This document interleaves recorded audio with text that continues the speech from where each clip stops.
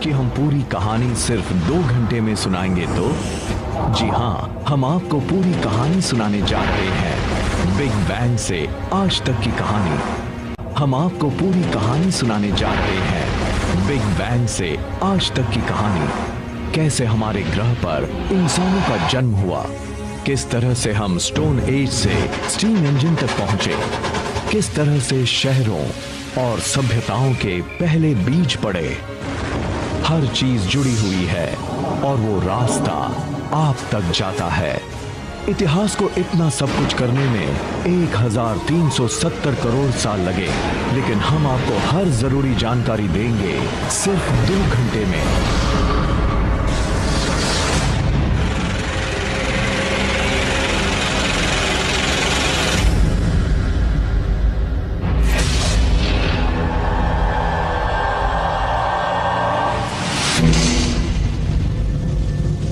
ये है हमारा नवजात ब्रह्मांड। आने वाले दिनों में जो भी होगा, जिस भी चीज का वजूद होगा, उसकी शुरुआत यहां से हुई। ऊर्जा के इस छोटे से स्रोत से, वो स्रोत जो एक परमाणु से भी छोटा है। हम आज जिस इतिहास को जानते हैं, उसकी शुरुआत बड़े ही रहस्यमय हुई थी। हम वजह तो शायद न जान पाए, लेकिन हमारे ब्रह्मांड में अचानक विस्फोट हो गया।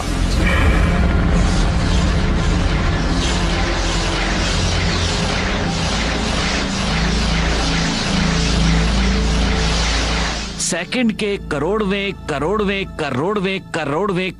हिस्से में जो चीज परमाणु से भी छोटी थी, वो अचानक एक तारामंडल से भी बड़ी हो गई। पुश!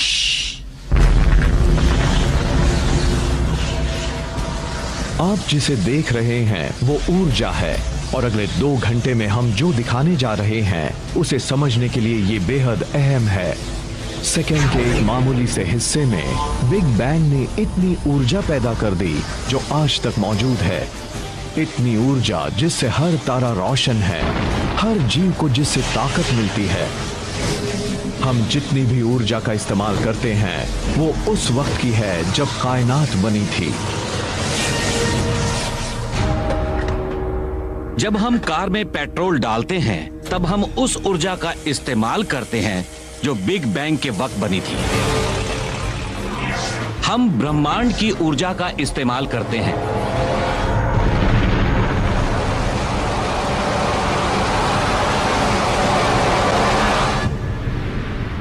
हमारी इस 2 घंटे की कहानी में अभी कुछ ही मिनट बीते हैं, पर इतने में ही 3,80,000 साल बीत गए।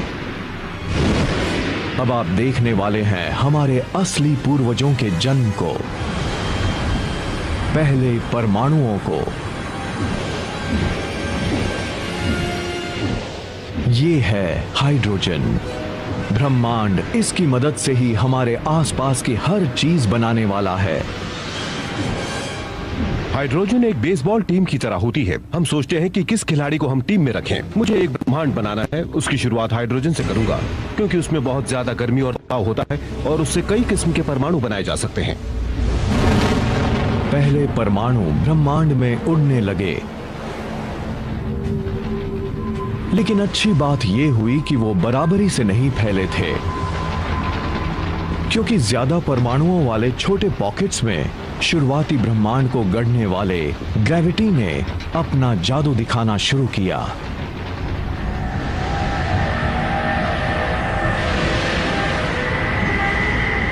पहले तारामंडल बनने लगे और ब्रह्मांड के अंतहीन राज सामने आने लगे। पूरे इतिहास में जब भी किसी एक जगह पर ज्यादा ऊर्जा और तत्व जमा हुए, वहां जटिल चीजें होने लगीं। पूरे ब्रह्मांड में कई ऐसे इलाके थे जहां पर बहुत बड़े पैमाने पर क्रिएटिविटी, साइंस और आर्ट नजर आ रहा था, और कई नई संस्कृतियां भी बनी, क्योंकि बहुत सारी चीजें एक दूसरे से इंटरैक्ट करने लगी थी। जाहिर सी बात है, जहां भी कुछ होगा वहां नई चीजें विकसित होंगी ही, और जहां कुछ है ही नहीं, वहां पर क्या विकास हो सकता है?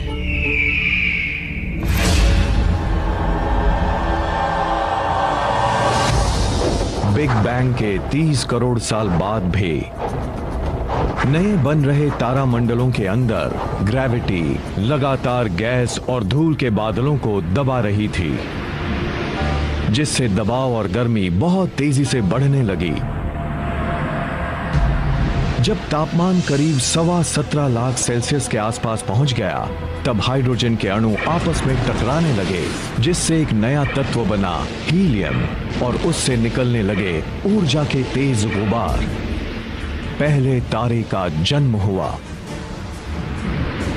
अचानक ही वहां पर रोशनी की तेज चमक नजर आने लगी, जिससे निकली ऊर्जा ब्रह्मांड में मिलने लगी। पूरा ब्रह्मांड रोशन हो गया। लेकिन इस शुरुआती ब्रह्मांड में किसी चीज की कमी थी। तारे तो करोड़ों थे, पर ग्रह एक भी नहीं था। ग्रह बनाने और फिर इंसान की रचना करने के लिए अगला कदम उठाना था, जिसकी वजह से आज तक का इतिहास बना। उसके लिए ब्रह्मांड के पास सिर्फ हाइड्रोजन और हीलियम गैसें ही थीं। हर जटिल चीज, हर वो भारी चीज जिससे कुछ बनाया जा सकता है, मसलन आयन या जीवन या ऐसी दूसरी चीजें कार्बन से बनी थी, लेकिन वो असल में तारों में बनाई गई थी। हम भले ही अपने सूरज जैसे तारे को प्रकाश का स्रोत माने, पर उसके अंदर एक और बहुत बड़ी घटना हो रही थी। तारे तत्व बनाने की फैक्ट्री हैं।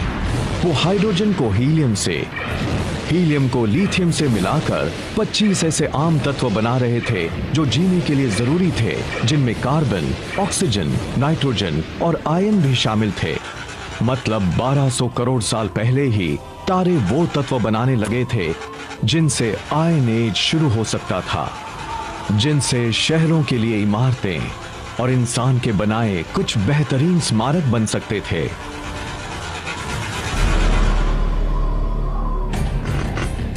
लेकिन स्टैच्यू ऑफ लिबर्टी देखने से पता लगता है कि शुरुआती ब्रह्मांड के सामने अगली चुनौती क्या थी। इस मूर्ति का फ्रेम तो लोहे से बना है, लेकिन इसकी खाल जिस चीज से बनी है वो इतनी भारी थी कि तारों में नहीं बन सकती थी। बात चाहे लेडी लिबर्टी की त्वचा बनाने की हो या शादी की अंगूठी के लिए सोने की या न्यूक्लियर रिएक्टर्स के लिए यूरेनियम की, कुछ तत्व ऐसे होते हैं जिन्हें बिल्कुल अलग तरीके से बनाना पड़ता है। तारों के पास इस काम को अंजाम देने लायक ऊर्जा नहीं थी, लेकिन जब तत्व बनाने वाली फैक्ट्री में इतना दम ही ना हो तो उसे उड़ा देने में क्या बुराई है। पहले तारे बनने के कुछ लाख साल बाद ही उनमें से कुछ में अचानक विस्फोट हो गया। वैम!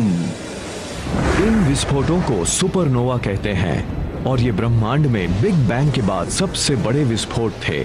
उससे जो ऊर्जा निकली उसने ज्यादा भारी तत्वों को एक दूसरे में मिलाना शुरू किया। विस्फोट के साथ वो तारे तो खत्म हो गए, लेकिन उनसे बना यूरेनियम, सोना और हमारी दुनिया में मौजूद दूसरे तत्व, जिनमें से एक तांबा भी था।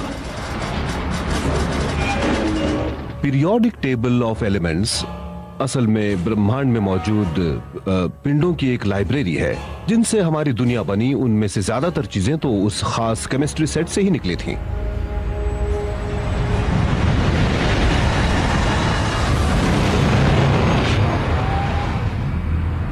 सुपरनोवा की वजह से ही आज हम हैं। हमारे खून में आयन है, उस लिहाज से हमारे शरीर के अंदर आज भी सुपरनोवा के कुछ अवशेष मौजूद हैं। वो हमारे शरीर में घूम रहे हैं। हम सभी स्टारडस्ट हैं। तांबा और टिन, ब्रॉन्ज एज। सुपरनोवा के बिना ब्रॉन्ज एज भी नहीं होता। आप दवा की किसी भी दुकान से मल्टीविटामिन की शीशी खरीदिए और उसमें मौजूद तत्वों को पढ़िए। आपको उसमें तांबा मिलेगा, जिंक मिलेगा, सेलेनियम मिलेगा। उसमें हर वो तत्व मिलेंगे जो सिर्फ बन सकते थे अगर सुपरनोवा हो। तारों से बने वही तत्व पृथ्वी पर जीवन के बीज बने, और उनसे ही मानव इतिहास की रचना शुरू हुई। लेकिन सफर तो अभी शुरू हुआ था। इससे पहले कि जीव बनते, ब्रह्मांड को हमारे लिए एक घर भी तो बनाना था। सही घर बनाने के लिए हमें हर जरूरी चीज एक जगह पर जमा करनी पड़ती है। ग्रहों के बनने पर भी यही हुआ था। हमारे पास जो चीजें होती हैं उनसे ही ये तय होता है कि वो ग्रह हमारे लिए किस तरह का घर साबित होगा। हर सही चीज जो बहुत तेजी से घूम रहा था और जहां 6 घंटे में ही दिन खत्म हो जाता था। जब हम पृथ्वी के शुरुआती दिनों की बात करते हैं, उस वक्त की जब ये बनी थी, तब हमें पृथ्वी को एक दूसरा ग्रह मानना पड़ता है। सूरज की किरणें यहाँ पिघले लावा पर पड़ती थीं। हर जगह लावा ही लावा था। कुछ जगहों पर ज्वालामुखी की काली चट्टानें भी थीं।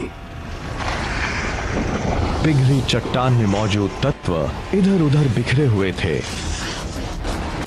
किसी को उन्हें सही क्रम में लगाना था। एक बार फिर से ये काम किया ग्रेविटी ने। हल्की चीजें सतह की ओर बढ़ीं और उन्होंने एक सख्त पपड़ी बना दी। भारी चीजें केंद्र की ओर गईं और उन्होंने पिघले हुए लोहे और निकल का एक कोर बना दिया। उस पिघले हुए धातु का घूमता केंद्र एक मैग्नेटिक फील्ड बना रहा था जो अंतरिक्ष तक गया, एक फोर्स फील्ड के तौर पर। यही हमारे होने वाले घर को सूरज के खतरनाक तत्वों से बचाने वाला था। जल्द ही इस मैग्नेटिक फील्ड ने जीवन को बढ़ने का मौका दिया। बाद में उन खोज करने वालों के लिए भी मददगार बना जिन्होंने दुनिया के दोनों हिस्सों को जोड़ा। लेकिन इन सब के लिए पृथ्वी को एक अहम साथी की जरूरत थी।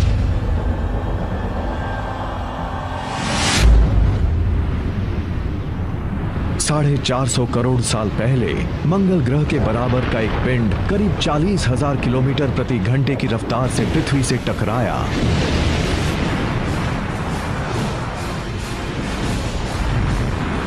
पृथ्वी ने उसके ज्यादातर पृथ्वी पर जीवन के विकास के लिए मौसम बेहद अहम है और पृथ्वी का अपनी धुरी पर थोड़ा सा झुका होना भी पृथ्वी पर जीवन को बरकरार रखने के लिए जरूरी है।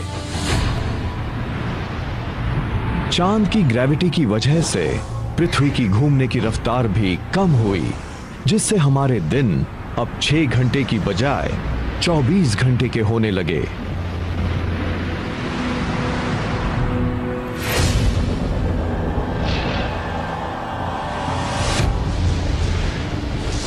$440 करोड़ साल पहले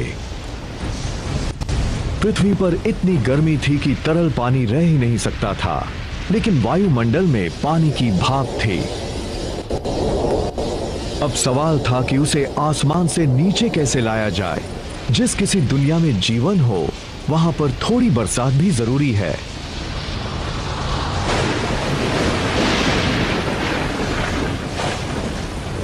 कई लाख साल पहले जब पृथ्वी ठंडी हुई, तब बारिश होने लगी, जिससे तालाब बने, झीलें बनी और फिर महासागर बने। 380 करोड़ साल पहले हमारे ग्रह के पास एक चांद था, एक महासागर था, लेकिन वो वैसा नहीं था जैसा कि आज हम देख रहे हैं। इंसान के इतिहास का मंच बनने के लिए पृथ्वी को ऑक्सीजन से भरा वायुमंडल और ऐसे उपजाऊ महादेश चाहिए थे जहां लोग रह सकें, विकास कर सकें। हमारी नई दुनिया को कौन गढ़ेगा? उनमें से करोड़ों करोड़ हमारी त्वचा पर रेंग रहे हैं।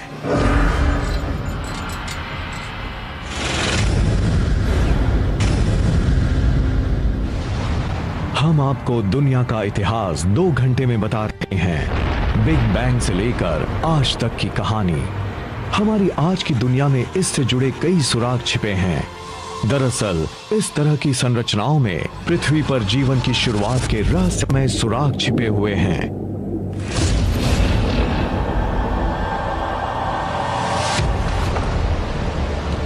$380 करोड़ साल पहले हमारे शुरुआती महासागरों की सतह के नीचे एक नई क्रांति हो रही थी। 6 मामूली से तत्व, जिनमें से एक बिग बैंग से निकला हाइड्रोजन भी था और तारों से बने ऑक्सीजन, कार्बन और नाइट्रोजन भी थे। इन सब ने मिलकर जीवों की रचना शुरू कर दी, हमारी भी। उनमें से सबसे खूबसूरत था डीएनए, उसके छल्लों के नीचे छिपे थे जीवन के कोड। हमारी पृथ्वी के बनने के 7 लाख साल बाद पृथ्वी पर जीवन भी शुरू हो गया। हम किसी दानव के कंधों पर नहीं, बल्कि छोटे छोटे जीवों के कंधों पर सवार हैं, बैक्टीरिया पर। हम बड़े ही अहंकारी हैं। हमें लगता है कि ये दुनिया हम चला रहे हैं, लेकिन हम इस दुनिया में ही काफी देर से आए हैं। जानवरों से काफी पहले यहाँ बैक्टीरिया आ चुके थे, फिर जानवर आए और हमें लगा कि हमने उनकी सल्तनत ही मिटा दी। अगर हमने वो सल्तनत खत्म कर दी होती तो हम भी नहीं रहते। हमारे शरीर के अंदर बैक्टीरिया की पूरी फौज है। असल में हम सबके शरीर में इतने बैक्टीरिया हैं जितने की पूरी दुनिया में इंसान। कई करोड़ों साल तक इस दुनिया पर इस तरह के जीवाणुओं का ही राज था। नवजात ब्रह्मांड की तरह शुरुआती जीव भी छोटे और मामूली थे, लेकिन वो संभावनाओं से भरे थे। उसने किस तरह से नए नए रूप लिए, हम उसके बारे में ही देख रहे हैं। उनमें हम भी एक हैं, और ये जानने के लिए हमें वक्त की शुरुआत में जाना होगा। हमने ये तो देखा कि आज जो भी ऊर्जा है वो बिग बैंग से निकली थी। हर जीव को जीने के लिए अपने हिस्से की ऊर्जा चाहिए थी। हम उसे जितना साधते उतना ही उसका इस्तेमाल कर पाते और उतने ही जटिल बनते जाते। बिग बैंग से निकली करीब करीब सारी ऊर्जा हमें सूरज से मिली। करीब 250 करोड़ साल पहले कुछ खास बैक्टीरिया ने महसूस किया कि उस ऊर्जा का इस्तेमाल जीने के लिए कैसे किया जा सकता है। इस कोशिश में उन्होंने दुनिया के इतिहास का सबसे कीमती कचरा भी पैदा किया, ऑक्सीजन। जल्द ही ऑक्सीजन ने हमारी दुनिया को नए सिरे से गढ़ा, लेकिन उसके पहले उसे एक और अहम काम करना था। दुनिया के शुरुआती महासागरों में आयन भरा था। ये तो सब जानते हैं कि जब लोहे से ऑक्सीजन मिलती है तब क्या होता है। मैं एक छोटा सा बैक्टीरियम हूँ। मैंने ऑक्सीजन के अणु बनाए हैं और ये है लोहे का बड़ा सा गोला। ये लीजिए, लगा दी जंग। जंग लगा लोहा महासागरों के तल पर जमा होने लगा। कई करोड़ों साल बाद ये विशाल ढेर बाहर आया तो दुनिया के लिए लोहे और स्टील का एक अहम स्रोत बन गया। लोहे के उसी ढेर की वजह से बाद में औद्योगिक क्रांति शुरू हुई। इस तरह से ब्रुकलिन ब्रिज और इंडस्ट्रियल एज के दूसरे बड़े लैंडमार्क्स किसी न किसी रूप में पृथ्वी पर जीवन की शुरुआत से जुड़े हैं। जब महासागरों में जंग लगाने के लिए लोहा नहीं बचा, तब ये बैक्टीरिया एक दूसरे काम में जुट गए। उन्होंने इतना ऑक्सीजन बनाया कि महासागर भर गए और वो वायुमंडल में जाने लगी। उसके बाद तो हमारा ग्रह हमारे सौर मंडल के दूसरे ग्रहों से बिल्कुल अलग बन गया। इसके बाद जीवन ने एक लंबी छलांग लगाई। पहली बार कुछ बैक्टीरिया ने ऑक्सीजन के सहारे जीना सीख लिया था। यानी हम जो सांस आज ले पाते हैं उसका इतिहास करीब 250 करोड़ साल पुराना है। करोड़ों साल बाद भी जीव उनके सहारे रहे जिनसे उन्हें फायदा हो रहा था। ऑक्सीजन ने कहानी बदल दी थी। उसकी शक्ति को साध कर जीवों ने ऊर्जा का एक नया स्रोत ढूंढ लिया था, और वो स्रोत उसके पहले के किसी भी स्रोत से 20 गुना ज्यादा सक्षम था। इस नई ऊर्जा के सहारे जीवों ने जो किया वो कहानी हमारे आज तक आती है।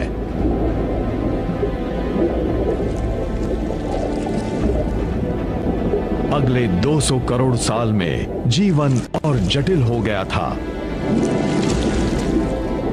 आसमान नीला हो गया और उसकी वजह से महासागर भी नीले नजर आने लगे। अब ज्यादा बड़े और ठोस महादेश यानी कॉन्टिनेंट्स उभरने लगे थे। पृथ्वी काफी हद तक वैसी लगने लगी थी जिसे आज हम अपना घर कहते हैं।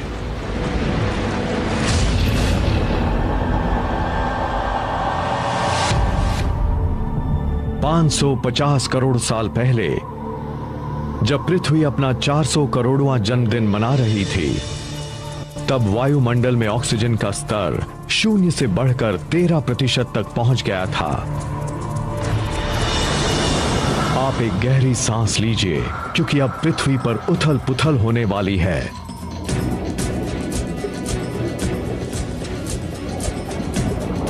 ये है कैम्ब्रियन एक्सप्लोजन, एक बायोलॉजिकल बिग बैंग। जब ऑक्सीजन की मात्रा बढ़ जाती है तब आकार बढ़ता है और जटिलताएं भी। ऑक्सीजन हमें ऐसा करने देती है। करीब 3 करोड़ साल के इस काल में जानवरों के सबसे ज्यादा और सबसे अहम समूह पैदा हुए। करीब 50 करोड़ साल पहले समंदर में पहली कांटे वाली मछली पैदा हुई। ये मछलियां हमारी पूर्वज हैं। हालांकि ये देखने में हमारे जैसी नहीं लगती, लेकिन इनमें ऐसे अंग थे जिनसे हमारे शरीर के अंग बने, जिनमें रीढ़ की हड्डी, दांत और जबड़े वाला मुंह शामिल था। हमें अपनी पूर्वज मछलियों से बहुत कुछ मिला है। असल में आज के सारे रीढ़ वाले जीव उन मछलियों के बॉडी प्लान पर बने हैं। पृथ्वी के इतिहास के पहले 400 करोड़ साल में पौधे और जीव समंदरों तक ही सीमित थे, लेकिन अब ये सब बदलने लगा था। ऑक्सीजन के साथ ही ओजोन लेयर बना, जो हमें सूर्य के खतरनाक रेडिएशन से बचाता है। पौधे सबसे पहले आगे बढ़े।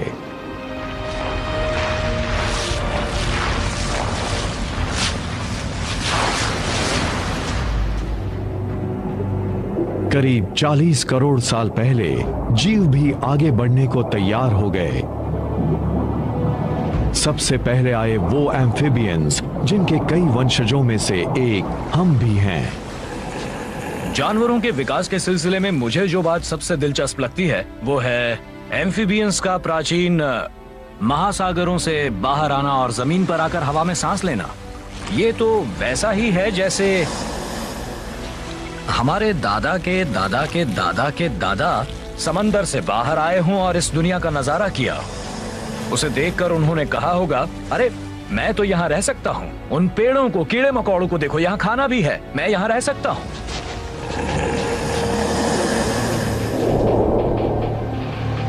फिर वो दिन भी आया जब इंसानों ने हर जगह पर कब्जा जमा लिया। लेकिन इससे पहले कि हम ऐसा कर पाते, हमारे पूर्वजों को पानी से आखिरी रिश्ता भी तोड़ना था, सहवास का। आज के मेंढकों की तरह जो जेली जैसे अंडे देते थे, वो जमीन पर सूख जाते थे। लेकिन कुछ एम्फिबियंस ने इस समस्या का भी हल ढूंढ लिया। वो ऐसे अंडे देने लगे जिसके ऊपर का खोल अंदर की नमी बचाए रखता था। इसके साथ ही हम महासागरों से जमीन पर आ गए और एम्फिबियंस से रेप्टाइल्स बने। कोई जीव समंदर से करीब 500 या 1000 किलोमीटर दूर हो सकता था, पर इसके बावजूद उसके अंडे में महासागर का अंश मौजूद रहता था। ये बड़ी अहम बात थी। इसके साथ ही महासागरों से उनका संपर्क टूट गया। अब वो धरती की दूसरी जगहों पर बसने लगे।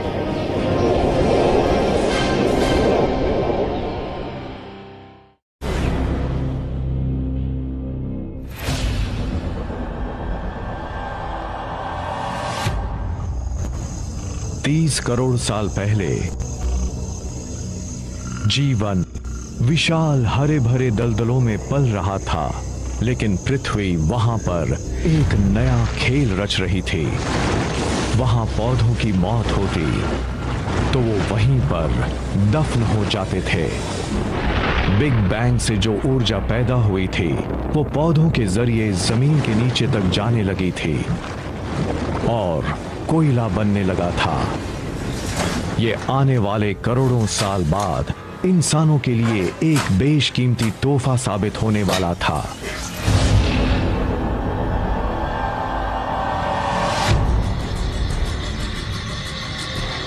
पच्चीस करोड़ साल पहले एक तबाही आई। और ये पृथ्वी के शुरुआती दिनों के बाद किसी ज्वालामुखी का बहुत बड़ा तांडव था। वायुमंडल में कार्बन डाइऑक्साइड भर गई और उसके बाद कैम्ब्रियन एक्सप्लोजन के बाद अलग अलग जीवों का जो विकास शुरू हुआ था वो थम गया। पृथ्वी पर रहने वाली 70% प्रजातियां खत्म हो गईं और इतने बड़े पैमाने पर हुई मौतों को कहा गया पर्मियन एक्सटिंक्शन। पृथ्वी पर इस तरह के विनाश तो होते ही रहे हैं। पिछले 50 करोड़ साल में कम से कम 5 बार ऐसी तबाही आई है जिससे पृथ्वी पर से सबसे अहम प्रजाति ही खत्म हो गई। ये भी ताश की गड्डी को फेंटने जैसा ही है जिससे नई प्रजाति पैदा होती रहती है। उस वक्त भी एक नई प्रजाति पैदा हुई, डायनासोर की। अगले 16 करोड़ साल तक डायनासोर पृथ्वी पर राज करते रहे। उसी दौर में पृथ्वी पर सख्त लकड़ी के पहले जंगल पैदा हुए और 400 करोड़ साल बाद चांद की ग्रेविटी की वजह से पृथ्वी पर 24 घंटे का दिन होने लगा। डायनासोर के शुरुआती काल में दुनिया भर की जमीन एक ही जगह जमा थी जिसे पैंजिया कहते थे, लेकिन अब वो अलग होने लगी थी।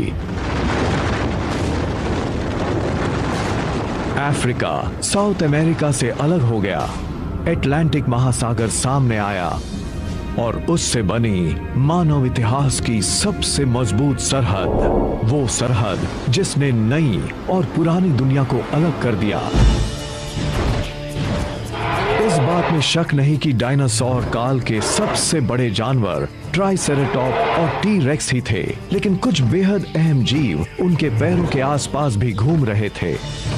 अगर हम अपनी जड़ों को ढूंढने की कोशिश करें तो पाएंगे कि हम रेंगने वाले विशाल भारी भरकम जीवों के बीच रहने वाले श्रू जैसे छोटे स्तनधारी जीव थे। उस वक्त हमारे जैसे स्तनधारी जीव खास अहमियत नहीं रखते थे। हम अपनी जान बचाए रखने के लिए डायनासोर के अंडों की चोरी भी करते थे। तो डायनासोर के सामने हम कुछ भी नहीं थे। 16 करोड़ साल के डायनासोर काल के इतिहास की सबसे बड़ी बात यही थी कि हम उनसे जंग हार चुके थे, स्तनधारी हार चुके थे। हम एक छोटी बिल्ली जितने बड़े थे। 16 करोड़ साल तक मझोले, बड़े, थोड़े बड़े, विशाल और बहुत बड़े जीव के नाम पर सिर्फ और सिर्फ डायनासोर ही मौजूद थे। उनके सामने हमारा कोई वजूद नहीं था। लेकिन तभी बाजी फिर से पलटने वाली थी।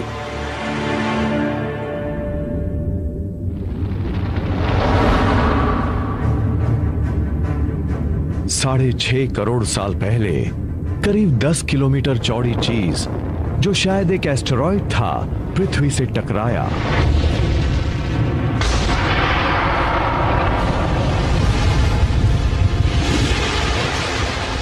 धूल के बादल ने सूरज को ढक लिया, तापमान गिर गया।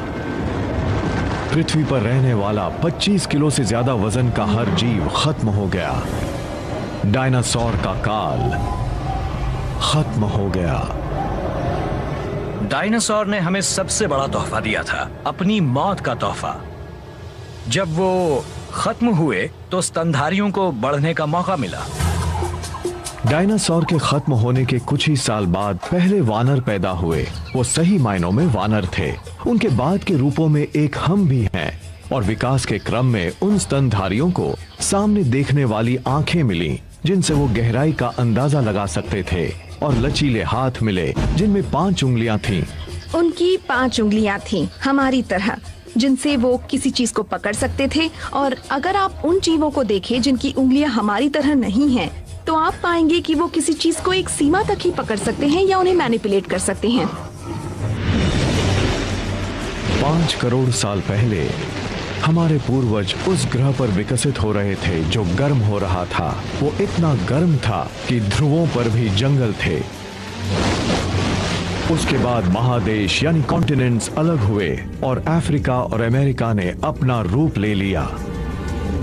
लेकिन नॉर्थ अफ्रीका यानी आज का इजिप्ट एक प्राचीन समंदर के नीचे था।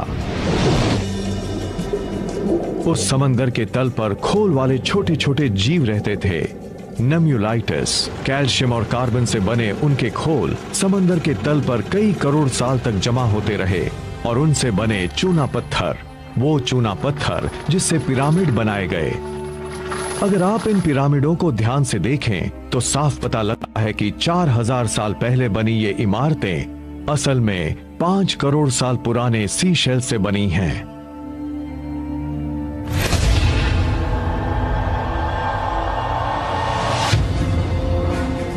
एक करोड़ साल पहले पृथ्वी वो रूप लेने लगी थी जिसे हम आज देख रहे हैं। कोलोराडो नदी ग्रैंड कैनियन बनाने लगी थी। हिमालय जैसी पर्वतमालाएं खड़ी होने लगी थीं। वो इतनी ऊंची थीं कि उनसे मौसम का पैटर्न बदलने लगा। उससे पृथ्वी भी ठंडी होने लगी थी। पनामा का इस्थमुस अब नॉर्थ और साउथ अमेरिका को जोड़ने लगा था। इसके बाद अटलांटिक और प्रशांत महासागर एक दूसरे के करीब आए तो महासागरों में उफान आ गया और दुनिया आइस एज की ओर जाने लगी। जब पृथ्वी ठंडी होने लगी तब हमारे वानर पूर्वज गर्म इलाकों में ही बने रहे, लेकिन एक ऐसा जीव उभरने लगा था जिससे उनके वजूद को खतरा पैदा हो गया था।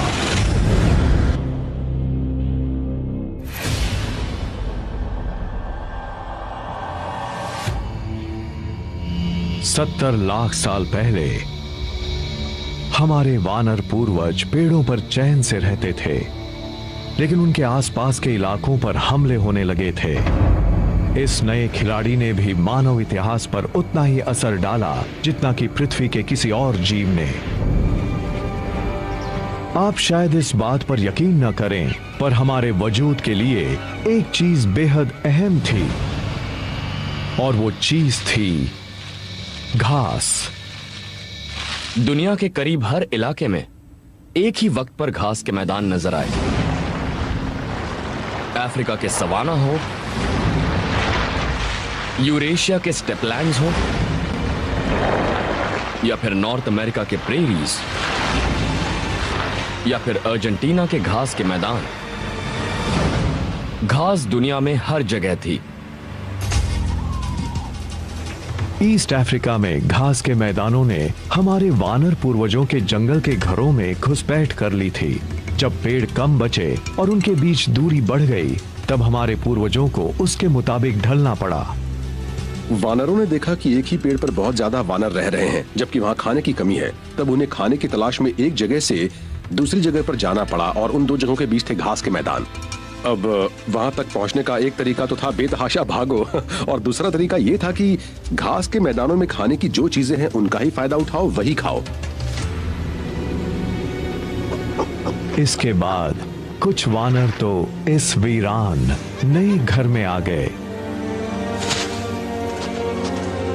ये जगह उन वानरों के लिए ज्यादा अच्छी थी जो दो पैरों पर चलते थे। वो लंबी घासों के ऊपर से सिर उठाकर अपने दुश्मनों पर नजर रख सकते थे। दो पैरों पर चलना एक बहुत ही अहम विकास था, क्योंकि उससे दोनों हाथ खाली रहते थे। हाथों ने भी मानव इतिहास को गढ़ा है।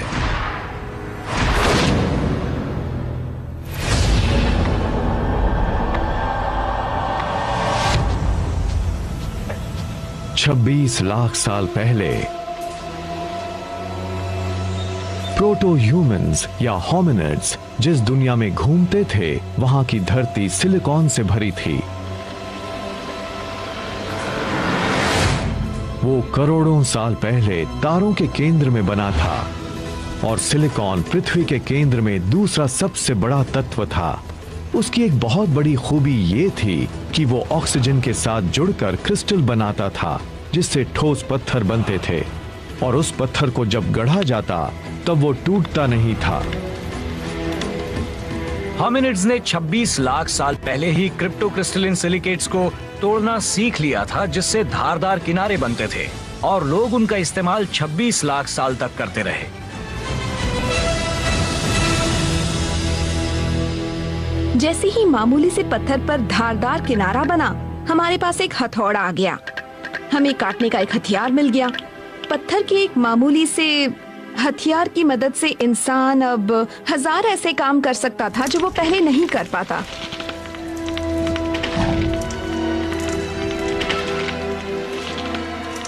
उस छोटी सी टेक्नोलॉजी ने हमारे पूर्वजों को वो हुनर दे दिया था और उसका फायदा हमें भी मिला। सिलिकॉन से पहला टेक्नोलॉजिकल रेवोल्यूशन शुरू हुआ और हम स्टोन एज में पहुंच गए। लाखों साल बाद हम उसकी मदद से हाथ से इस्तेमाल होने वाले औजारों का प्रयोग करने लगे और सिलिकॉन की एक और रासायनिक खूबी ने उसे फिर से टेक्नोलॉजी के चरम पर पहुंचा दिया था। इंसान बनने की दिशा में हमारा जो अगला कदम था वो हमारी पृथ्वी में छिपा एक गहरा राज था। पूरे ब्रह्मांड में सिर्फ पृथ्वी के पास ही वो खास शक्ति थी।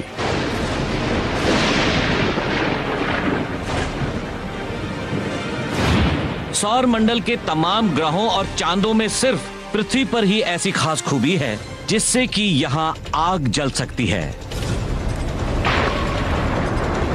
दूसरे ग्रहों और चांदों पर बिजली और लावा है, लेकिन सिर्फ पृथ्वी पर ही 2 ऐसी चीजें हैं जिनसे आग जल सकती है। एक तो है पेड़ पौधों से मिलने वाला ढेर सारा ईंधन और दूसरी है वायुमंडल में मौजूद ऑक्सीजन जो लपटों को भड़काती है। अगर यहाँ आग नहीं जल पाती तो हम आज भी भटकते ही रहते। होमो सेपियंस ने आग के इर्द गिर्द अपनी दुनिया बनाई थी।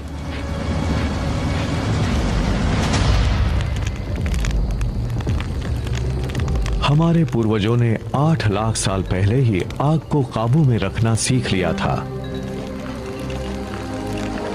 ये वो हुनर था जो हमें शुरुआत से जोड़ता है। आप ये तो नहीं भूले होंगे कि बिग बैंग से कितनी ऊर्जा निकली थी और उस ऊर्जा में से अपना हिस्सा पाने के लिए किस तरह से मुकाबला शुरू हुआ था। आग पर खाना पकाने का मतलब था कि हमें खाने को पचाने के लिए एक और पेट मिल गया था जो हमें ज्यादा कैलोरी देता था, ज्यादा ताकत देता था, इससे ज्यादा बड़े दिमाग को सहारा मिल रहा था। आग एक बेहतरीन टेक्नोलॉजी भी थी।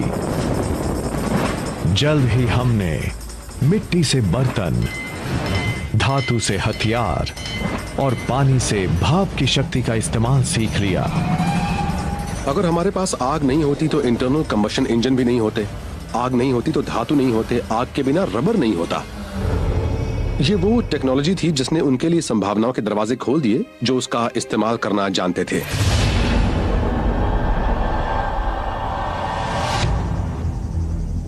दो लाख साल पहले आज के इंसान ने अपना रूप ले लिया था। लैरिंग्स यानी आवाज की जो नली हमारे पूर्वजों में ऊपर थी वो नीचे आ गई थी। अब वो ज्यादा जटिल आवाज निकाल सकता। हमने बोलना शुरू कर दिया था। पहली बार कोई जानकारी एक से दूसरे इंसान या एक से दूसरी पीढ़ी तक पहुंचने लगी थी। इंसानों ने दुनिया के दूसरे जीवों के मुकाबले ज्यादा अहम फायदा पा लिया था। हम कह सकते थे कि दादी ने कहा है अगर हाथी नजर ना आए तो हम ज़ीब्रा का शिकार कर सकते हैं। मेरी मौसी कह रही थी कि उनके मौसेरे भाई को नदी के दूसरे किनारे पर पानी का एक सोता दिखा है। इससे सबको फायदा होता था क्योंकि तब कोई भी बता सकता था कि उसे उस खास जगह पर कौन सी नई चीज मिली है। भाषा की वजह से हम एक अकेले कंप्यूटर की बजाय नेटवर्क्ड कंप्यूटर्स बन गए थे और हर जानकारी बांट सकते थे। अब किसी को किसी के अनुभव के सहारे नहीं रहना था। अब हर इंसान किसी और से वो जानकारी पा सकता था जो उसके पास थी। ये बहुत बड़ा फायदा था और कोई और जीव ऐसा नहीं कर सकता था। एक प्रजाति के तौर पर इंसान ज्यादा समझदार हो गया था। अब पूरी दुनिया खेल का मैदान बन गई थी और हम खेलने को तैयार थे। 1 लाख साल पहले इंसान कहीं जा सकता था। हमारे पास फुर्तीले हाथ और प्राचीन हथियार थे। हम बात कर सकते थे, आग को काबू में रख सकते थे। अब हम अपने अफ्रीकन घर को और बड़ा कर सकते थे। उस रास्ते पर चल सकते थे जो लाखों सालों में बना था। महादेश यानी कॉन्टिनेंट्स खिसके तो अफ्रीका और यूरेशिया जुड़ गए और उससे बनी एक बहुत बड़ी जमीन जिसका नाम था अफ्रो यूरेशिया। वो करीब 8.5 करोड़ स्क्वायर किलोमीटर में फैली थी, चांद की सतह से दुगनी जगह में। शुरुआती इंसानों के लिए इसका मतलब था कि वो आधी से ज्यादा दुनिया पैदल ही पार कर सकते थे। इंसानों के दूर दूर जाने से बहुत बड़ा बदलाव आया। हम उन वानरों में से एक हैं जो एक ही वक्त पर एक से ज्यादा महादेशों में रहते थे। इसकी वजह से हम उन चीजों से बचे हुए थे जिनकी वजह से वानरों के मुकाबले दूसरे बड़े स्तनधारी हमेशा के लिए खत्म हो गए। यह हमें खत्म होने से बचाता था। दूर दूर बसना एक्सटिंक्शन इंश्योरेंस था। लेकिन जब दुनिया हमारे लिए रास्ते खोल रही थी, तभी ग्रह हमारे लिए एक मुसीबत बन गया। आइस एज शुरू हो गया। ग्रह अब हमारी पहले से ज्यादा कड़ी परीक्षा लेने लगा था। करीब 50,000 साल पहले ग्लेशियर नॉर्थ पोल से आगे बढ़ने लगे थे। उसी वक्त दुनिया की खोज पर निकला इंसान चाइना और ऑस्ट्रेलिया तक पहुंच गया। 30,000 साल पहले होमो सेपियंस पहली बार यूरोप पहुंच गए। 20,000 साल पहले जब बर्फ अपने चरम पर थी, तब इंसान अपनी खोज में नॉर्थ ईस्ट साइबेरिया के बर्फीले टंड्रा तक पहुंच गया। हालांकि आइस एज कड़ी परीक्षा ले रहा था, फिर भी इंसान हर उस हुनर का विकास कर रहा था जिससे कि वो सच्चे मायनों में इंसान बन सके। इसके सुराग छिपे हैं इन सिंबल्स में। हमने बौद्धिक रूप से एक बड़ी छलांग लगाई थी और अब हम इस बात से परे सोचने लगे थे कि हमें जीना है। जब हम इन सिंबल्स वाले विचारों को देखते हैं तो यही कह सकते हैं कि एक जीव इंसान था जो हमारे जैसा ही था। जब हम किसी तस्वीर को देखते हैं, किसी गाय की, तब सब यही कहते हैं कि वो गाय की तस्वीर है, क्योंकि जब हम किसी चीज को देखते हैं तभी ये कह सकते हैं कि हाँ, ये इंसान है। जो लोग या जीव हमारी तरह सोचते हैं वो दुनिया को भी वैसे ही देखते हैं जैसे कि हम। उस पल के बाद मानव इतिहास दुनिया के किसी और मुकाबले बहुत तेजी से बदला था। जब पृथ्वी का ज्यादातर पानी बर्फ में कैद हो गया, तब महासागरों का स्तर 100 से 125 मीटर नीचे चला गया। इंसानों के फैलने की आखिरी बाधा भी मिट चुकी थी। हम बेरिंग लैंड ब्रिज को पार करके साइबेरिया से पहुंच गए। हम दुनिया के इतिहास की कहानी सिर्फ 2 घंटे में सुना रहे हैं और 1 घंटे में ही 1300 करोड़ साल से ज्यादा का वक्त गुजर गया। तैयारियों के इन सालों में इंसान वजूद में आए और दुनिया भर में फैल गए। इसके बाद मानव का वो इतिहास शुरू हुआ जिसे हम जानते हैं।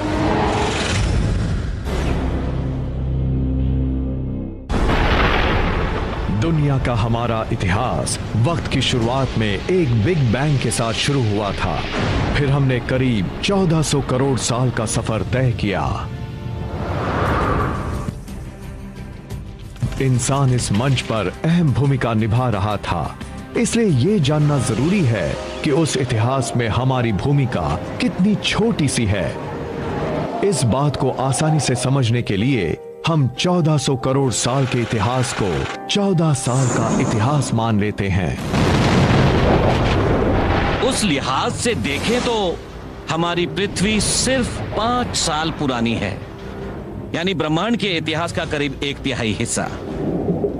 बड़े बड़े जीव करीब 7 महीने पहले पैदा हुए थे। उस पैमाने पर डायनासोर करीब 3 हफ्ते पहले खत्म हुए। इंसान का पूरा इतिहास सिर्फ 3 मिनट का है। आधुनिक औद्योगिक समाज, औद्योगिक क्रांति वगैरह सिर्फ 6 सेकंड पहले की बात है। इससे तो मुझे यही पता लगता है कि ब्रह्मांड के पूरे इतिहास में इंसान बस कुछ देर के लिए ही आया है। इंसान ने कुछ देर के लिए ही सही, पर अपनी चमक दिखाने के लिए करोड़ों साल तक इंतजार किया था। तारे और ग्रह धीरे धीरे तत्वों को सही क्रम में लगा रहे थे। ताकि हम इंसानों का इतिहास लिखा जा सके।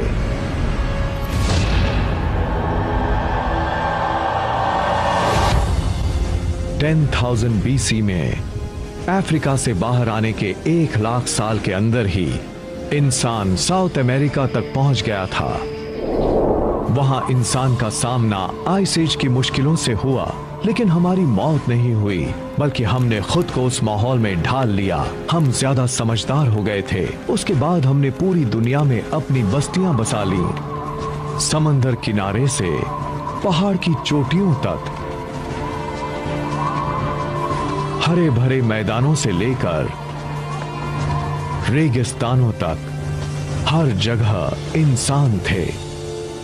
हमारे सबसे करीब पूर्वज चिंपैंजी ट्रॉपिक्स में रहते थे। वो सिर्फ ट्रॉपिक्स में ही रहते थे, लेकिन इंसानों ने पूरी दुनिया को अपना घर बना लिया था। आइस एज ने ऐसे नए रास्ते बनाए जिससे इंसान दुनिया भर में फैलते चले गए, लेकिन तभी बर्फ पिघलने लगी और महासागरों का स्तर एक बार फिर से बढ़ने लगा। इंसान अपने अपनी जगह पर 2 अलग अलग दुनिया में फंस गए और वो उन इलाकों में जो कुछ भी मिल रहा था उनके सहारे जीने की कोशिश करने लगे। जब ग्लेशियर पिघले तो उनसे झील, नदियां और खाड़ियां बनी। उसके बाद वो नक्शा बना जिसे हम जानते हैं। अफ्रीका में तेज बारिश की वजह से लेक विक्टोरिया और लेक एल्बर्ट का पानी बढ़ा, जिससे इजिप्ट में नील नदी बन गई। यूरेशिया में दूसरी नदियां बनी। आज के इराक यानी तब के मेसोपोटामिया में टाइग्रिस और यूफ्रेटिस नदियां बनी। आज के पाकिस्तान में इंडस नदी का जन्म हुआ। चाइना में येलो और यांगसी नदियां बहने लगी। बर्फ की उन चादरों के पिघलने के बाद इन सारी नदियों ने ही मानव इतिहास को गढ़ने में बड़ी अहम भूमिका निभाई थी। इन नदी घाटियों की उपजाऊ जमीन और वहां के पानी ने सभ्यता के पहले बीज बो दिए।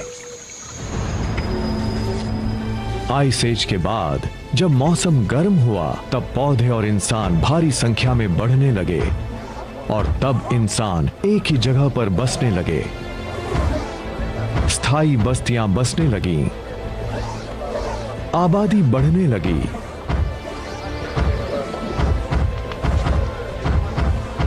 जब खाने वालों की संख्या बढ़ी तब हमारे पूर्वज भी समझदार हो गए। अब उन्हें अपने आसपास के इलाकों से ज्यादा खाना जमा करना पड़ रहा था। अब एक नई खोज ने पृथ्वी और इंसान के रास्तों को बदल दिया था। हमने बीज लगाना सीख लिया था। वो बीज उसी पौधे के थे जिसने लाखों साल पहले हमें वानर से इंसान बनाया था। मानव इतिहास में सबसे बड़ी भूमिका निभाने वाला वो पौधा था घास। घास का बीज बहुत छोटा होता है, उसे खाते नहीं हैं। अब मैं एक जंगली भैंस का शिकार करूं या घास खाऊं, जाहिर है शिकार ही करूंगा। लेकिन कमाल की बात ये थी कि घास के बीज दुनिया की सबसे अहम फसल बन गए। उसे उन संग्रह और शिकार करने वाले लोगों ने हजारों साल तक नजरअंदाज किया था। लोगों ने उनका इस्तेमाल तब शुरू किया जब उनके सामने और कोई चारा नहीं रहा। घास की जिस प्रजाति को हम अच्छी तरह से जानते हैं, पहचानते हैं, वो है गन्ना, गेहूं, जौ और राई भी घास की ही प्रजातियां हैं। हर तरह का अनाज घास की ही एक किस्म है। इसका मतलब है कि वो सिर्फ हमारी शान बढ़ाने वाले लॉन तक ही सीमित नहीं थी, वो एक ऐसा खाना भी थी जिसके सहारे पूरी सभ्यता टिकी हुई थी। उससे ही हमें सबसे ज्यादा कैलोरी मिल रही थी। एक बार फिर से बात आती है बिग बैंग की। हर जीव की कहानी का केंद्र है वो ऊर्जा जो उस महाविस्फोट से निकली थी और जिससे हम सभी अपना हिस्सा पाना चाहते थे। जिस तरह से ऑक्सीजन ने हमें बढ़त दिलाई, आग ने हमें ज्यादा कैलोरी लेने की ताकत दी, उसी तरह से खेती भी ऊर्जा के क्षेत्र में एक क्रांति थी। संग्रह शिकार करने वाले इंसान को जीने के लिए करीब 25 स्क्वायर किलोमीटर में भागना पड़ता था। इतनी दूरी में उसे जीने लायक पौधे और गोश्त मिल जाते थे, लेकिन एक किसान सूरज की ऊर्जा की मदद से उस इलाके के सिर्फ 10वें हिस्से में ही अपनी जरूरतें पूरी कर लेता था। पिछले आइस एज के बाद जब मौसम गर्म हुआ तब दुनिया में करीब आधा दर्जन जगहों पर खेती की जाने लगी थी।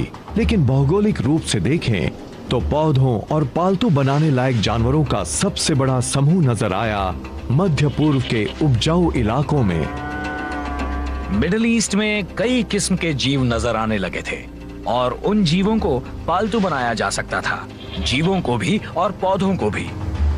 बात जब जानवरों की आती है तो नाम आता है सूअर, भेड़ और बकरियों का। पौधों के मामले में गेहूं की 2 किस्में, राय, जौ, मसूर, अंजीर जैसी चीजों की खेती दुनिया के इस छोटे से हिस्से में की जा रही थी। फर्टिल क्रेसेंट के मुकाबले बाकी के अफ्रो यूरेशिया के सब सहारन अफ्रीका और अमेरिका जैसी जगहों पर जीवों की पालतू बनाने लायक प्रजातियां बहुत कम थीं। ये एक बहुत बड़ा फर्क था। जिन लोगों के पास पौधों और जीवों का सही तालमेल था वो ज्यादा शक्तिशाली बन गए और वो आधुनिकता की ओर भी बहुत तेजी से बढ़े।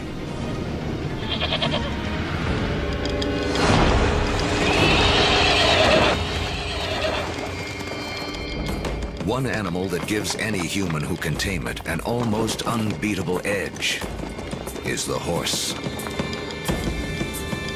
It's a little-known fact that although horses first evolved in the Americas, they died out there along with many other large mammals around 10,000 BC.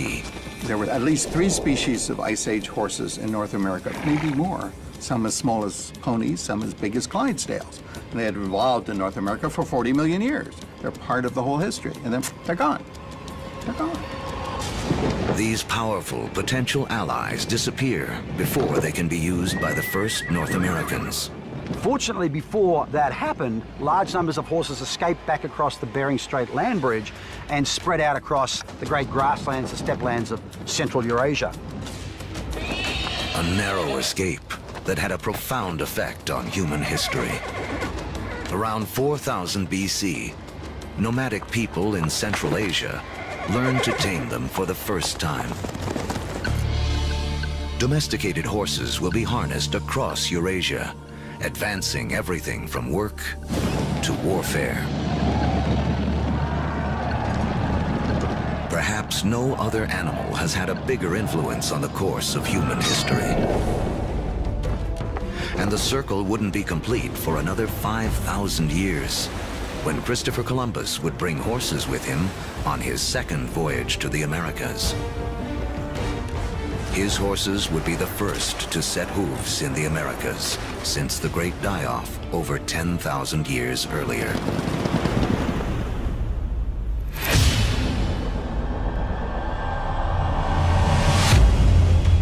"6,000 years ago, domestication of animals and plants sets the stage for the next phase of human history.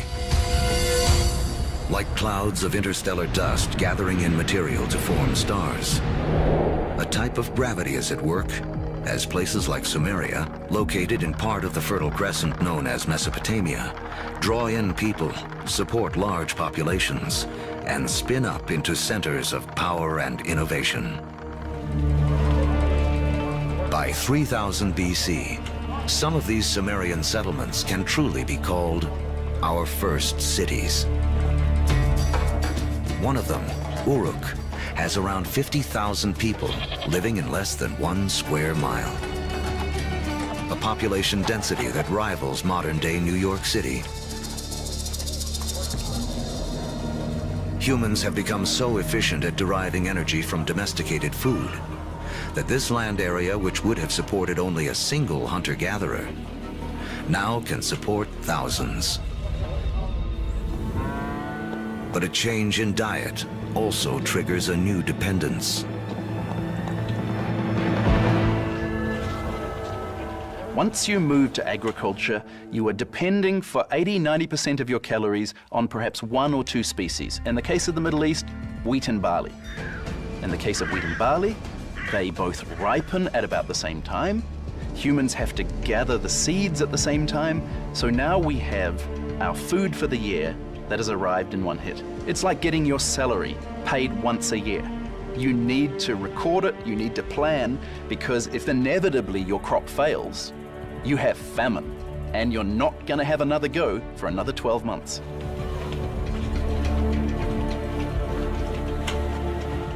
In these first cities, crops are king. To keep track of them, our ancestors developed the first writing. To protect them, the first armies. And to administer them, the beginnings of politics. When you have hundreds or thousands of people who are living together, there's simply too many people to sort of run around and create a census. It creates a need for government. It creates a need for some form of social and political hierarchy. Planting seeds has set man on a new path. Settlements have grown into cities. But to take the next epic step from city to civilization, we'll need the help of a very surprising creature.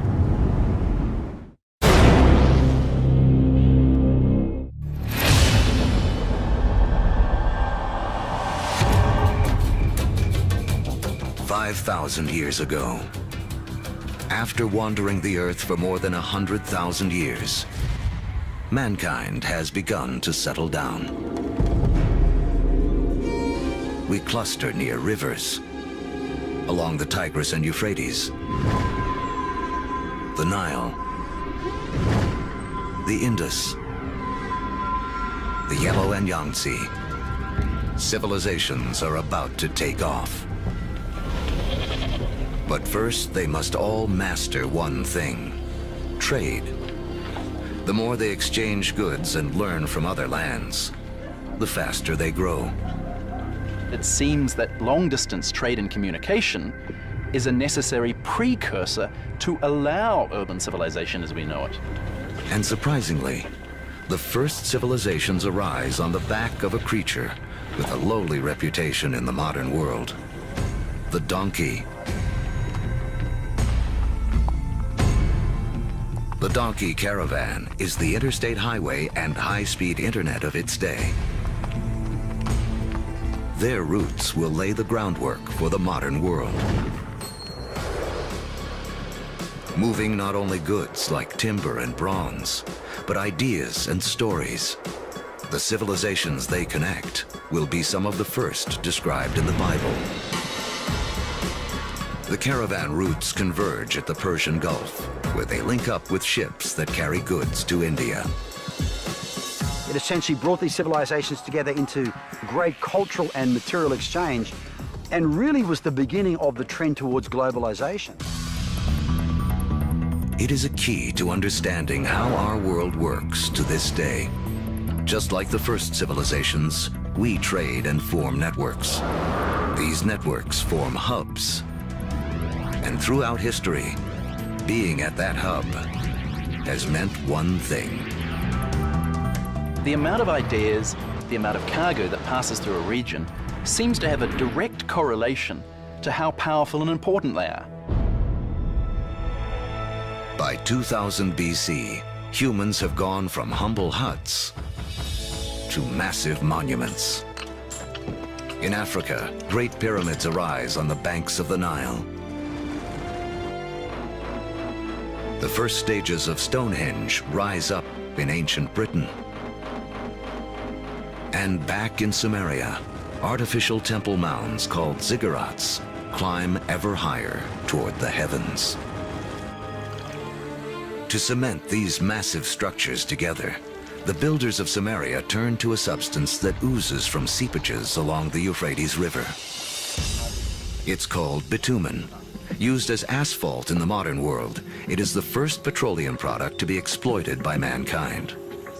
While bitumen is highly prized, the lighter, thinner substance oozing from the ground along with it is considered a nuisance by the ancients because it catches fire so easily. The ancients call it naphtha. We call it gasoline. And it's one of the first indications of the vast oil fields that will one day turn the cradle of civilization into a center of wealth and warfare. The legacy of these first civilizations can be seen in surprising ways.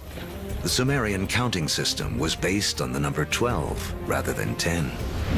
which is why we divide our days into two 12-hour blocks, our hours into 60 minutes, and our minutes into 60 seconds.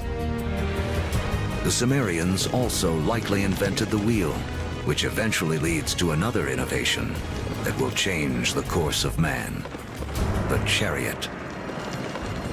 Thus bringing together the Sumerian invention of the wheel, right, with the domestication of the horse that had occurred amongst these nomadic peoples into this really formidable piece of military technology. Around 1200 BC, a chariot-driven clash of civilizations cuts off trade routes for copper and tin, the metals we need to make bronze tools and weapons. But luckily,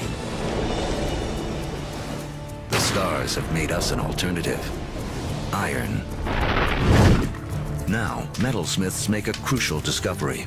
By working at higher temperatures, they can release the power of this ancient metal. Easier to sharpen and 700 times more common on Earth than copper. It is a game changer. Humanity enters the Iron Age.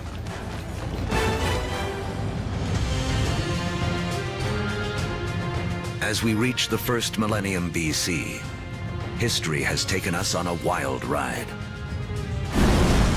From the initial blast of the Big Bang to the formation of Earth and its first creatures, and the rise of man. We've seen the Ice Age create bridges to spread mankind around the world, then strand us on different continents, leaving us to survive on what we have at hand. So by 1000 BC, the world remains a divided place. The trade network that connects much of Eurasia and North Africa doesn't yet penetrate the planet's driest deserts or cross the vastest oceans. Cut off by geography are people in places like sub-Saharan Africa and the Americas.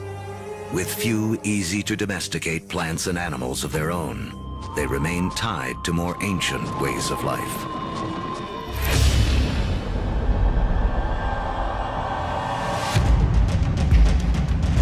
600 BC. The cavalry have arrived. Humans ride into battle on horseback for the first time. We've seen that just taming a horse gives man a massive advantage. Now, pairing him with iron weapons makes him nearly unstoppable. These advances in technology, they don't just make a fighting ability possible, they make empires possible. And that is the story of the next several millennia. With new technology and improved logistics, empires spread, uniting massive land areas under a central control. As empires grow, so do new beliefs. One interesting phenomenon we see with the rise of these empires is this idea of monotheism, this idea of a universal God that develops over time, and it's just a phenomenon. Judaism emerges, from which we eventually get Christianity and Islam. Buddhism and Hinduism also arise. The 5 major religions today are all rooted in this remarkable era. Although empires spread, some great powers remain isolated. The rise of the Himalayas 50 million years earlier has left China cut off from trading with the rest of the world. But that is about to change. Around 100 BC, a Chinese emperor sends an envoy to the West in search of alliances. The routes he travels will become the Silk Roads, a massive trade network that connects China across Central Asia to the Roman Empire. China has joined the world. As far as we know, no Chinese trader ever met a Roman, no Roman ever met a Chinese trader, at least during this first period of the Silk Roads. But this vast trade then began to explode. Between about 100 BC and about 200 AD, we have 3 centuries of trade and cultural exchange on a level that has not been seen before in human history. But this new human network also unleashes hidden dangers.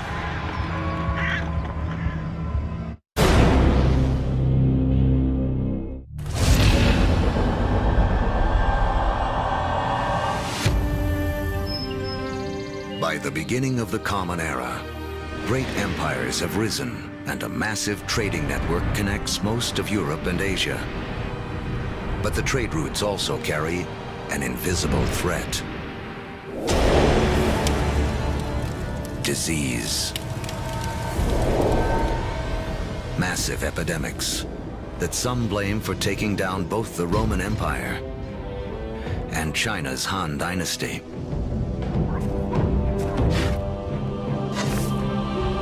But these networks also lead to the spread of religion. In 312 AD, the Roman Emperor Constantine converts to Christianity, paving the way for it to become the dominant religion of Europe and the West.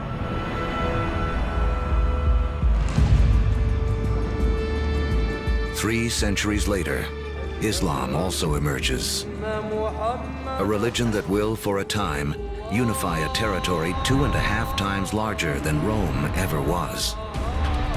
Arab trade will drive innovation for the next 1,000 years and expand the global network to places it has never gone before.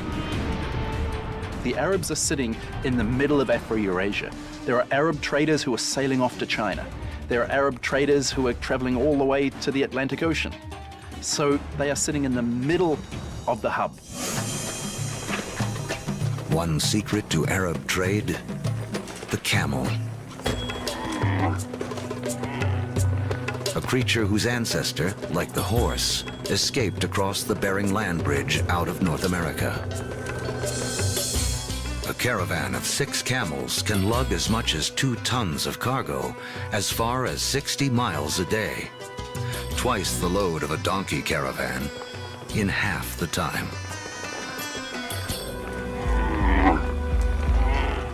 For the first time, camel caravans open up reliable trade routes across the formidable Sahara Desert, leading to the formation of the first states in West Africa.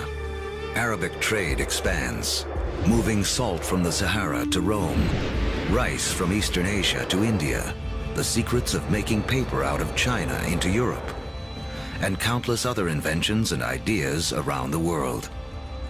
Where does our word for lemon come from? Where does our word for coffee come from? They're all Arabic, because the Arabs brought a huge number of food crops into Europe. Oranges, citrus crops, they come from South China, yet they don't make it to the West until the Great Age of the Arabs. In Islamic North Africa, one Italian merchant named Leonardo Fibonacci becomes well-schooled in the ways of Arab traders. He picks up on a simple but ingenious counting system that originated in India but is used extensively in the Arab world. His writings will spread this knowledge to Europe and around the globe. With everyone counting the same way, business and trade will explode. And because of Fibonacci, people today still almost universally use the numbers known as Arabic numerals. But there is another idea Arab traders will spread, something even more influential. It originates in China around 800 AD. A Chinese alchemist in search of an elixir for long life instead stumbles upon chemistry that can bring sudden death. He combines carbon and sulfur with saltpeter, a compound made of potassium, nitrogen, and oxygen. Forged in the stars, these elements now come together to make gunpowder. The recipe for gunpowder eventually moves west across the Silk Roads to the Islamic world. where Muslim warriors use it to fire cannonballs at Christian crusaders.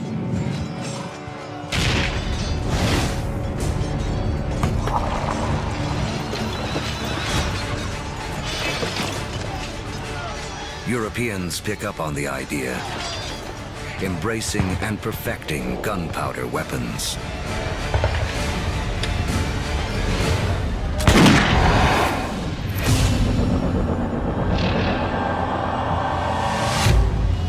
(1492 AD). There are roughly 400 million people in the world, but it is still divided in two. In the Americas, the civilizations of the Aztecs, Mayans, and Incas have all arisen. While halfway around the world, in the aftermath of the fall of Rome, Europe has cracked like an egg into individual states. For Italian-born Christopher Columbus, this means he can appeal for funding from a succession of European rulers.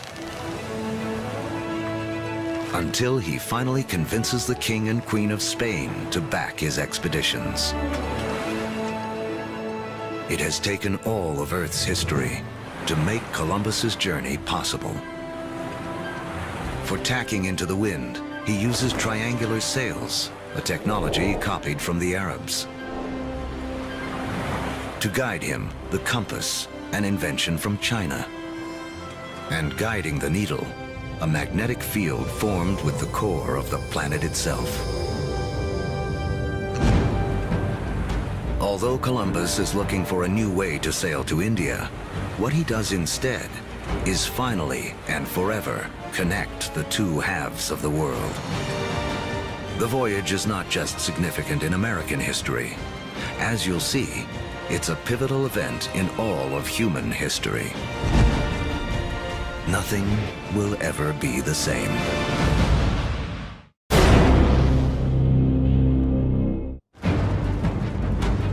The end of the Ice Age marooned large pockets of humanity on separate sides of the globe for over 15,000 years.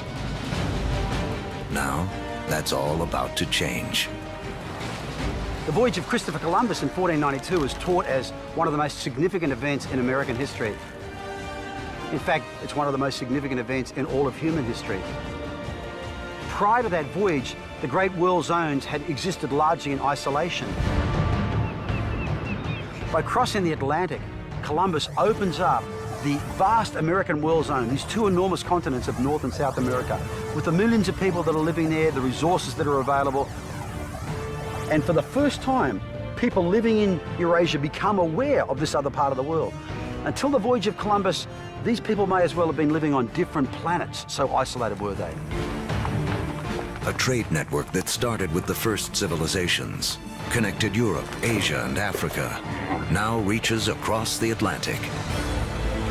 In this vast new global network, new hubs will form.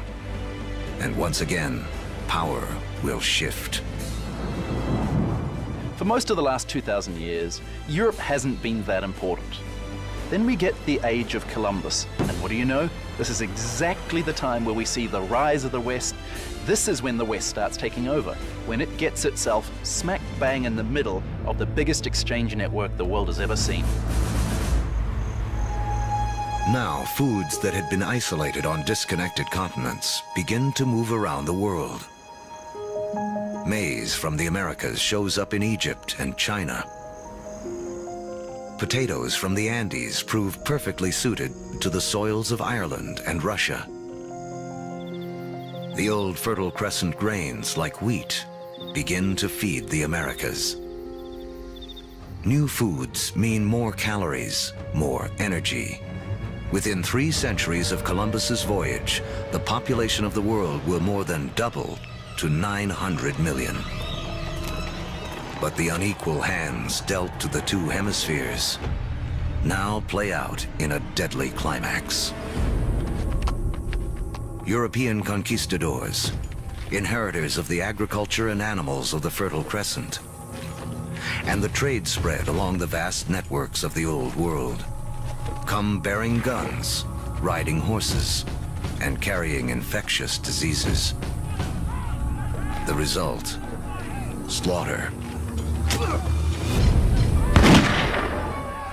In the years following Columbus's first voyage, 95% of the native population in the Americas will die from European guns and germs.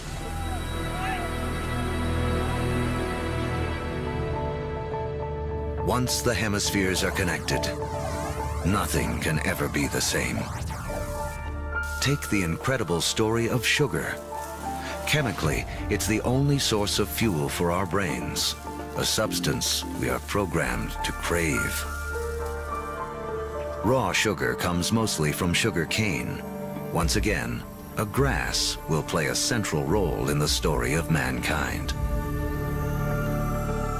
First cultivated more than 6,000 years ago in Asia, Europeans discovered sugar in the Middle East during the Crusades and carried it home. Europe was hooked. But there's virtually nowhere in Europe where sugar can grow.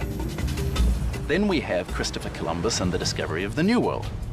And the Spanish conquistadors, yes, they initially are very interested in the gold and the silver, but really, they just want to make it rich. They don't care how they're going to make it rich.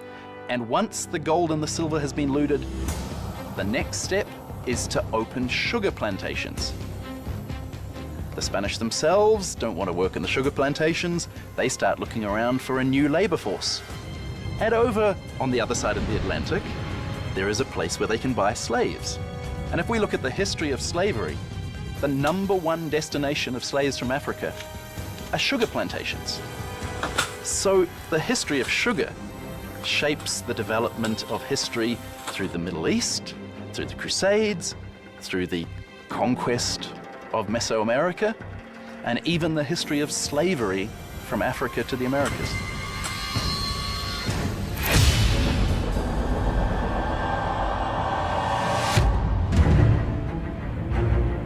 In the year 1700, mankind has hit a wall. Most humans continue to live simple lives, more like our ancient ancestors than our own. When you think back to the world in 1700, most people were farmers, most people practiced small-scale subsistence agriculture, most manufacturing was done in workshops. In 1700, it takes over a year for cargo and information to circle the planet, longer than it would take us today to get to Mars. What's holding us back is how we power our lives. In Egypt of 2000 BC, 90% of all work was done by human muscle, with animals kicking in the rest. By 1700 in Europe, the majority of work, 70%, is still driven by human muscle. Muscle power alone can't clear the path to the modern age. But there's a breakthrough hidden deep within the earth.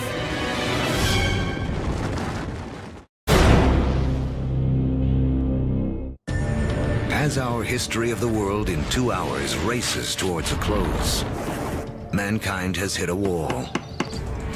Human progress is stalled by the limits of our muscle. To break through, we'll need a new way to power our lives and the entire history of the world. Remember that billions of years ago, iron from exploding stars was gathered up into planet Earth during its formation. Thousands of years ago, man started using this iron for tools and weapons. To keep our forges burning, we began cutting down our forests. Now, 300 years ago in Britain, iron is in high demand, and the trees are running out. The British need a new source of fuel, and thanks to the decayed remains of ancient ferns, they have one. Coal. But coal itself won't power mankind into the modern world. There's one more fateful twist in the story. As the quest for coal takes miners ever deeper into the ground, water begins flooding the tunnels. To pump out the water, a new invention is needed. In 1712, Thomas Newcomen produces a pump powered by burning coal, and driven by steam. Newcomen's machine is the first practical steam engine. It is this combination, energy and engine, fuel and machine, that will free man from the limits of his own muscle and change the world. The Industrial Revolution begins. Along with political revolutions in America and later France, this technological revolution forever transforms the landscape of the world. And before long, the Atlantic world has become the new economic, therefore cultural, therefore political, therefore military leader, and will utterly dominate global geopolitics from that moment to this. Trains thunder across the countryside. By the 1870s, the internal combustion engine has arrived, and the Germans invent its killer app, the automobile. Oil, the substance which the ancients considered too flammable to be of any use, becomes the most important commodity on the planet, fueling even more innovation. The telegraph and telephone move messages at lightning speed. With electricity, mankind reclaims the night from darkness. The hub of power has shifted. In 1800, Europeans and their descendants controlled 35% of the land on Earth. By 1900, they control 85%. By the 20th century, fossil fuels and the internal combustion engine have amplified everything, including warfare. That technology meant that military power and military conquest was something that could be international in a way that it had never been before. In the 20th century, almost 3 times as many people are killed as a result of war as in the previous 2,000 years of human history combined.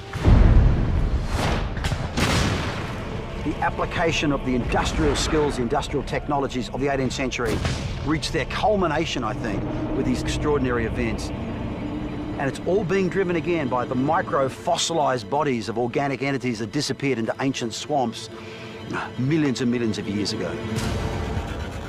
The Industrial Revolution also allows the human population to explode. It has taken 200,000 years of human history, from the dawn of man to the year 1900, for the population to reach 1.6 billion. Now, within the 100 years of the 20th century, it nearly quadruples to more than 6 billion. The 20th century is the most extraordinary moment in human history. Never before have we seen change on such a scale.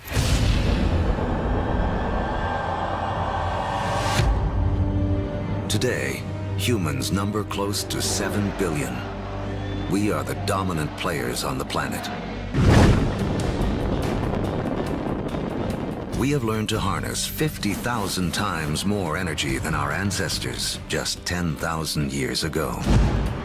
This energy drives our fast-paced lives and a literal worldwide web, a network that, as we have seen, has been in the making for as long as humans have walked the Earth. Our 2-hour story is coming to an end, a story that really began 14 billion years ago with a tiny universe where everything was all in one place. Then the Big Bang. All the energy that has ever existed, created in an instant. Gravity sculpted our universe. For billions of years, stars and supernovas created all the elements we would eventually need. Then an extreme Earth took shape and settled into just the right conditions to support life.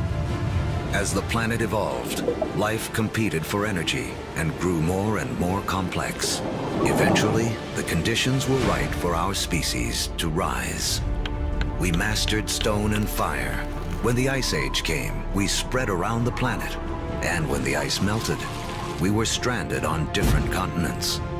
we learned to bend plants and animals to our will. We built cities, then civilizations. We created a vast network that linked empires, joined continents, then crossed oceans. Just when it seemed we had reached our human limit, we found the energy and technology to carry us into the future. On Earth, the seeds of the past have bloomed into a present filled with energy and creativity.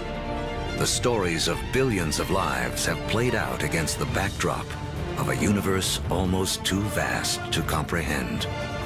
In everything that we do, in all that we are, we remain living monuments to the past as we continue to make history every day.